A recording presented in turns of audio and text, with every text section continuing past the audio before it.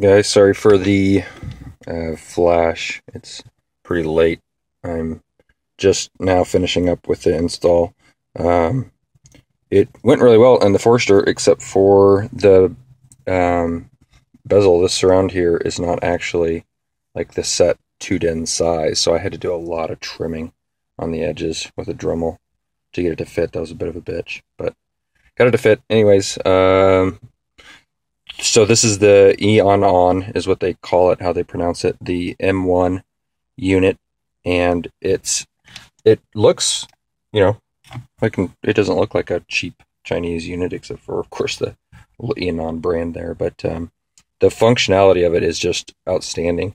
It's got so many features that really are useful. The Miracast is the only thing that I think was a little bit overhyped. It does not really serve as that great of functionality as I thought it was going to, because it literally does display exactly what's on the screen of the phone. So if you put the phone into sleep mode, like when you're navigating or whatever, if you put the phone in the cup holder or something out of the way and you want to watch the navigation, you got to make sure that it's, number one, flipped appropriately. Number two, you got to make sure that it's the screen's actually on to do it, which that's not kind of what I was expecting. I guess that's not, I mean, that's just how Miracast works though. So it's really not that big of a deal. The navigation unit in this thing that they give you, it ain't great, but it doesn't seem to be that bad. I had iGo Primo in my last unit and I did not like it. It just crashed a lot. I have no long-term use with this one, obviously. I think it's called the Kudos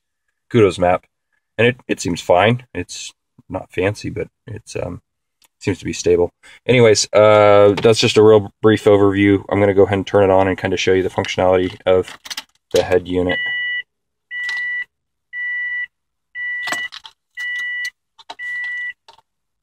Oops, I almost started it there. So you can pick different logos for your brand of car, which is cool. It's pretty quick to load. I have the volume all the way up right now, but so it loads up the D5150 that I had some problems previously with. The CAN bus was flipping back and forth between modes. This one doesn't do that at all. It starts up in the right mode every time. This one does have the same defect that the last one had. They fixed it in a firmware. They need to fix it again. It's not picking up daylight savings time, so I have to switch the time to a different time zone to get it to pick up the appropriate time. For now, I'll have to change it when, time zone, or when daylight savings time changes again. It's really not that big of a deal. You set it once and it's fine. Otherwise, GPS constantly wants to switch it back 1 hour or forward an hour or what have you. But anyways, the radio, it's exactly like the D5150. You've got all your bands here. It looks a little bit busy. I don't really like that, but it works fine, and it picks up signal just fine. It's running off the amplified antenna wire that it sends out. It seems to be picking up radio just fine, at least in my car. So anyways, you hit the home button, and then you've got this your home screen. You can slide across your different options here. I don't know if they've done something different with the hardware, but it seems smoother in this unit than it was in the 5150. The 5150, it just didn't feel very responsive. This one feels a lot more responsive for whatever reason. Bluetooth works great. This has got an external mic, which I put up here. It doesn't look pretty, but damn, it works great. Made a couple phone calls, and it's so much better than the one that was in the 5150 that had the little microphone right here. That was awful. This one's really clear. Yeah, this has got the streaming radio. Unfortunately, it doesn't show you what the songs are, so you just kind of have to move forward and backwards on here when it's playing.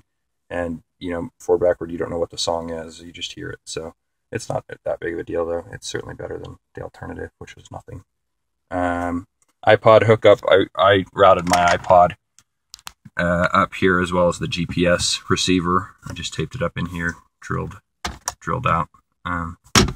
It's the Forester. It's great. It has so much room in the back, unlike the BMW. This was a really easy install, other than the bezel.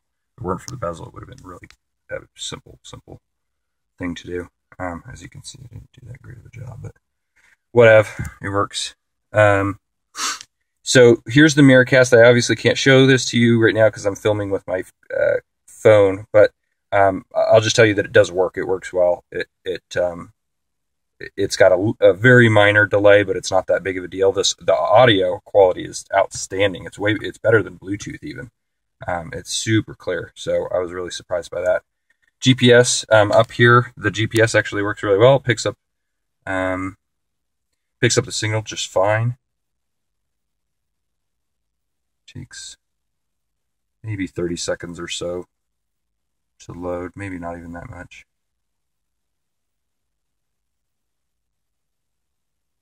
It had my address, which is good because it's a new neighborhood. I was afraid that maybe it wouldn't have had the address as of 2013. These are the 2013 maps, but it did, and I was able to select my home. It picked up and everything, so that's good. What else to show you? This thing's got so many features. DVD player. Unfortunately, TV does not work in the US. It doesn't. The signal doesn't work. You can add a TPMS sensor. DLNA. I'm not 100% sure what that is. I think that's just sharing like video and audio that are stored on the phone. So that's not necessarily. Well, I don't know. I need to play with it. Auxiliary. Like I say, it seems really responsive. I still have the screen protector on it too. Audio, it's okay. It's not terrible. It's not great by any means, but it's not terrible. I also have, the same speakers in here too, so I'm sure new speakers would have a big difference.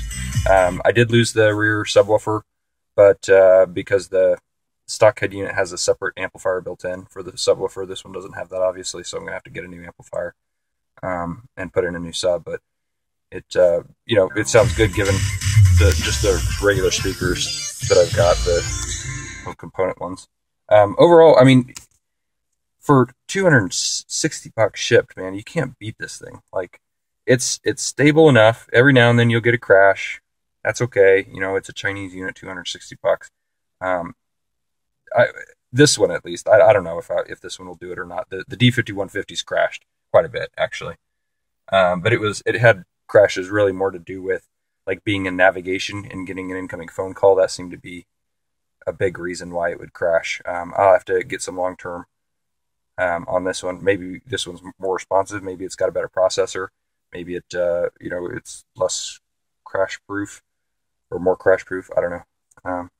But it's really good. It's got changeable LEDs, so you can change it to the color of the car. It has auto dimming, so you turn on the lights and the LEDs come on and it dims. Really cool. The settings. Hold on, let me refocus here. There we go. Settings. So you got different LED lights. You can change your background. A bunch of different screens. You can change the startup image. I've got mine on the Subaru symbol. If you had a CAN bus, you could get your steering, or if you have a steering wheel controls, you could make it work. I don't, so not an issue for me. So here's the time. See, I gotta have it, I think, on Eastern, or God, what is that? Mountain time, maybe, to get it to work. No, that's Eastern, I think. Anyways, so I think that's all I really wanted to show you guys at this point. I would recommend it. There's definitely some drawbacks with Eonon, and a big one is language barrier. Trying to work with the customer service folks, it can be somewhat difficult, but they do seem responsive to the point of at least returning emails, 24, 48 hours.